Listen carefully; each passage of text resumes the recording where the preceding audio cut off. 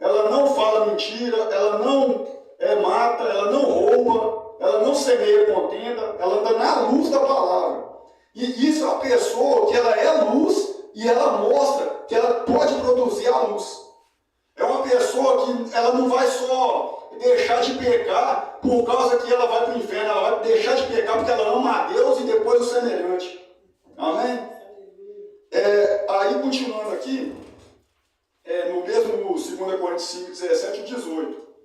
Tudo isso provém de Deus, que nos reconciliou consigo mesmo, por intermédio de Cristo, que nos outorga o ministério da reconciliação. Jesus Cristo, ele desceu aqui como homem para nos reconciliar com Deus, porque o homem era uma forma caída do pecado, porque Adão é a forma original do pecado. Então, precisou de Jesus Cristo vir fazer todo aquele ritual, aquele sacrifício, para a gente não precisar fazer sacrifício mais para Deus. Esse sacrifício de matar animais, igual na macumba você vê, na bruxaria. O sacrifício que a gente tem que fazer hoje para Jesus é mostrar um coração quebrantado, um espírito contrito do pecado. A gente tem que mostrar arrependimento para Jesus todo dia. Às vezes a gente peca e deixa para lá. Se a gente pedir perdão a Jesus Cristo uma vez, Ele é fiel e justo para nos perdoar de todo pecado e nos purificar de toda a injustiça do mundo. Então, a gente tem que sempre, quando errar, pedir perdão para Deus. E outra coisa, é fundamental a gente saber ter a humildade e pedir perdão para o nosso semelhante quando a gente errar. Porque Jesus falou assim, se te bateres na face, o lado direito, dá o esquerdo. Ou o direito bate, dá o esquerdo, né? Ou dá o direito e o esquerdo, vice-versa. Então, o que acontece, irmãos?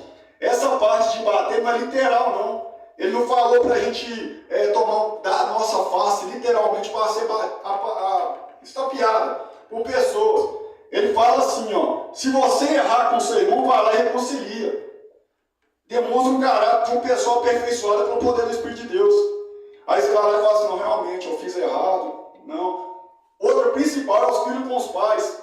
Errou com o pai, com a mãe, não tô nem aí, não vai pra rua, sei lá, vai descontrair, esquecer de qualquer outra coisa que não é Deus. Vai para a Bíblia, lê um pouquinho, honra o pai e a mãe e pede perdão. Porque o perdão é uma palavra que Jesus falou, quantas vezes a gente tem que perdoar? 70 vezes 7. Então essa é uma cota de perdão que num dia você não consegue fazer.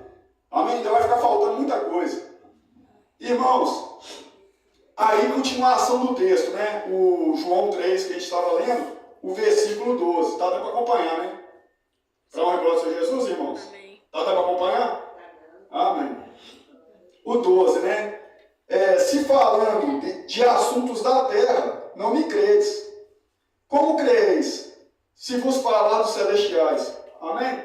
Às vezes a gente está pregando aqui, isso aqui tudo é o pão que desceu do céu.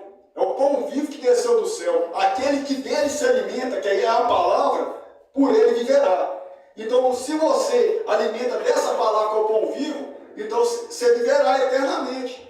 Outra coisa, irmão, Jesus estava falando de coisas do alto e eles não estavam compreendendo. Imagina, fala das coisas terrestres. Se a pessoa não entende, se a ciência é difícil da pessoa desvendar, até a própria ciência ela briga com ela por assuntos que ela não consegue desvendar. A própria ciência não consegue desvendar a palavra de Deus, não consegue bater de frente com a palavra de Deus. Então, irmãos, se Jesus fala de coisa terrena, a pessoa não discerne, como é que ela vai discernir as espirituais? Aí, voltando para o texto, né? Ninguém jamais subiu ao céu, a não ser aquele que veio do céu, o Filho do Homem que está no céu, Jesus Cristo. Ele tanto esteve lá como aqui. Então ele sabe fazer qualquer coisa. Ele sabe se virar em qualquer situação. Então ele nos ensinou e ele deixou para a gente a chave da vitória, que é a palavra de Deus. Amém? Aí, o 14. Assim como Moisés levantou a serpente no deserto, desse mesmo modo é necessário que o Filho do Homem seja levantado, para que todo aquele que nele crê não pereça, mas tenha a vida eterna. Porque Deus amou o mundo de tal maneira que deu o seu Filho unigênito, para que todo aquele que nele crê não pereça, mas tenha a vida eterna. Portanto, Deus enviou o seu Filho ao mundo, não para condenar o mundo, mas para que o mundo fosse salvo por meio dele. Quem nele crê não é condenado, mas quem não crê já está condenado, porque não aceitou o nome do Filho unigênito de Deus. Aí, agora vamos para